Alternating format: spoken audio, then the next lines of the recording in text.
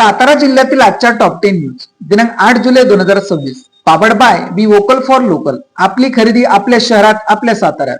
फलटण तालुक्यातील खामगावमध्ये हृदयविदारक घटना. विजेच्या धक्क्याने एकाच कुटुंबातील चौघांचा जागीच मृत्यू. फलटण तालुक्यातील खामगावमध्ये धक्कादायक घटना घडली आहे. विजेच्या शॉकने पारधी समाजाच्या एकाच कुटुंबातील चौघांचा मृत्यू झाला. एकामेकांना वाचवण्याच्या प्रयत्नात 4 जणांचा मृत्यू झाला आहे. प्राथमिक माहितीनुसार आज सकाळी 6 वाजण्याच्या सुमारास बल्ब काढताना लावताना वडिलांना सतीत झटका लागला. त्यांना वाचवण्याच्या प्रयत्नात त्यांची पत्नी आणि 2 मुले यांचाही विजेचा झटका लागून मृत्यू झाला. केसोडी तालुका खंडाळा येथील युवकाचा विजेचा शॉक लागून मृत्यू. 20 जुलै रोजी युवकाचा होणार होता विवाह. केसोडी तालुका खंडाळा येथील रामदास आनंदा कचरे वय 25 या युवकाचा विजेचा शॉक लागून मृत्यू झाल्याची हृदयविदारक घटना घडली आहे. अवघ्या काही दिवसांवर त्यांचा विवाह ठरलेला असताना काळाने घाला घातल्याने गावावर शोककळा पसरली आहे. रामदास कचरे हे घराबाहेर ओढ्यावरील पाण्याची मोटर जोडत असताना अचानक विजेचा जोरदार शॉक लागला. घटनेनंतर कुटुंबीय ग्रामस्थांनी त्यांना तातडीने शिरवळ येथील खाजगी रुग्णालयात उपचारासाठी दाखल केले. मात्र उपचारापूर्वीच त्यांना मृत घोषित केले. दरम्यान 20 जुलै रोजी रामदास यांचा विवाह होणार होता. लग्नाची तयारी सुरू असतानाच घरात आनंदाऐवजी शोककळा पसरली आहे. 83 घरांची पडझड, 90 कुटुंबांचे स्थलांतर. पश्चिमेकडे डोंगर भेगाळले, रस्ते खचले, नद्यांना पूर.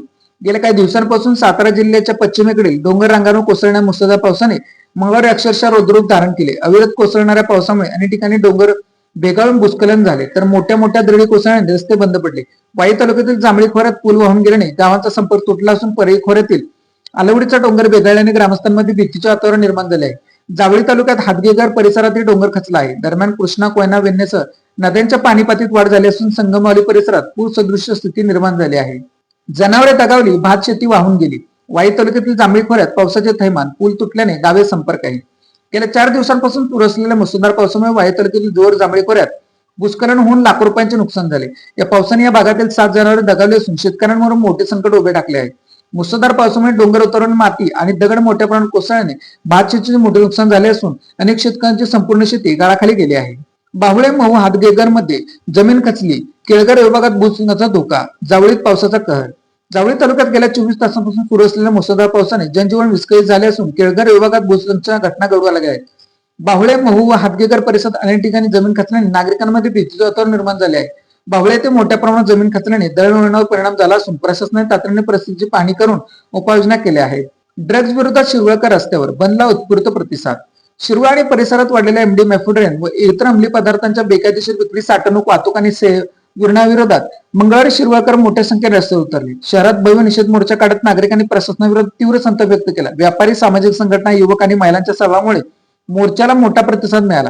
तर शिरवळ बंदलाही व्यापाऱ्यांनी उत्स्फूर्त पाठिंबा देत दिवसभर व्यवहार बंद ठेवले. शेअर मार्केटमध्ये जादा परताव्याच्या आमिषाने 69 लाखांची फसवणूक. या प्रकरणी सातारा शहर पोलीस ठाण्यात गुन्हा दाखल. शेअर मार्केटमध्ये 10 महिन्यांसाठी गुंतवणूक केल्यास मूळ रक्कम परत करून त्यावर आकर्षक परतावा मिळवून देण्याचे आमिष दाखवत सुमारे 69 लाख रुपयांची फसवणूक झाल्याप्रकरणी सातारा शहर पोलीस ठाण्यात एका शेअर मार्केट एजंटाविरोधात फसवणुकीचा गुन्हा दाखल करण्यात आला आहे. पोलिसांनी दिलेल्या माहितीनुसार जून 2023 मध्ये सदर बाजार परिसरात गुंतवणूक केल्यास ठराविक मुदतीनंतर मूळ रक्कम आणि आकर्षक नफा मिळेल असे आश्वासन देऊन अनेकांकडून मोठ्या प्रमाणात रक्कम स्वीकारण्यात आली. मात्र मुदत पूर्ण होईन गुंतवणूकदारांना त्यांचे पैसे परत न करता फसवणूक करण्यात आल्याचा आरोप आहे. या प्रकरणी सातारा शहर पोलीस ठाण्यात गुन्हा दाखल करण्यात आला आहे. बनावट NFT स्क्रीनशॉट दाखवून फसवणूक करणारा जेरबंद. 12 गुन्हे उघड, 23 लाखांचा मुद्देमाल जप्त. बनावट बँक NFT व्यवहाराचा स्क्रीनशॉट दाखवून मोबाईल दुकानदार व्यावसायिकांची फसवणूक करणाऱ्या सराईत आरोपीला सातारा शहर पोलिसांच्या गुन्हे शाखा पथकाने अवघ्या 12 तासात अटक केली. या कारवाईत आरोपीकडून राज्यातील विविध ठिकाणी केलेले 12 गुन्हे उघडकीस आले असून 23 लाख रुपयांचे सोने, महागडे मोबाईल, टीव्ही, AC कार व अन्य मुद्देमाल जप्त करण्यात आला आहे. अटक करण्यात आलेल्या आरोपीचे नाव आदित्य विनोद गायकवाड वय 22 राहणार कोंडापुरी, शिक्रापूर तालुका शिरूर, जिल्हा पुणे असे आहे. सातारा शहर पोलिसांनी नागरिकांना आवाहन केले की बनावट NFT किंवा ऑनलाईन व्यवहाराचा स्क्रीनशॉट दाखवून फसवणूक झाल्यास तात्काळ सातारा शहर पोलिसांच्या ठाण्याशी संपर्क साधावा असे आवाहन करण्यात आले आहे. भराव खचल्याने जिहे काटापूर योजनेची पाईपलाईन चिमणगाव तालुका कोरेगाव ते पडली उघडी.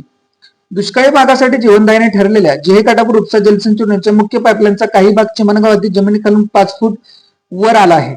दंडेश्वर शुगर मिल्स परिसर सुमारे 100 ते 150 फूट लांबीपर्यंत पाईपलाईन जमीन उचलली गेल्याने भीतीचे वातावरण निर्माण झाले आहे. या प्रकरणाची जलसंपदा विभाग व कृष्णा खोरे विकास मंडळ दखल घेऊन ठेकेदारावर कारवाई करावी. पाईपलाईनची त्वरित दुरुस्ती करून ती सुरक्षितपणे जमिनीत गाडावी अशी मागणी नागरिकांच्याकडून होत आहे. SIR पडताळणीत हलगर्जीपणा खपवून घेतला जाणार नाही. कोरेगाव तहसीलदार डॉक्टर संगमेश कोरे.